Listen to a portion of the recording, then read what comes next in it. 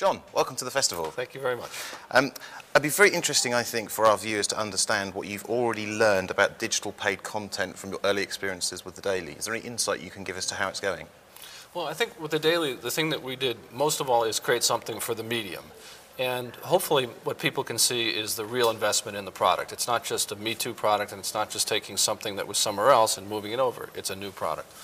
So we believe if you're going to charge a fair price, you have to show that you've invested in the product. So the biggest thing that we've learned is that people respond to that.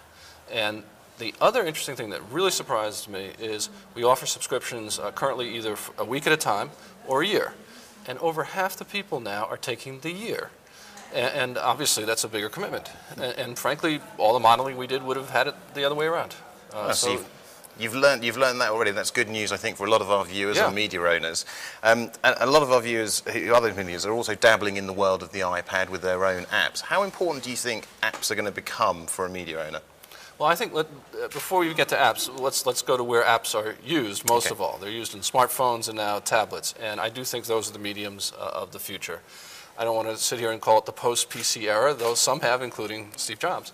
But I think we are moving towards an era where the majority of media consumption is going to be with you all the time. You're going to carry it with you, and it's going to be on smartphones and tablets, and that's going to be through apps. So I think any media owner has to believe that it's a primary distribution path for their product. And how hard is it for those media owners? You're very fortunate with The Daily, and you're right, it's a premium product that's been created from scratch and therefore can be charged for. Is it a lot more difficult to try and move from a media owner that's maybe known for putting lots of free content online to develop that paid app strategy?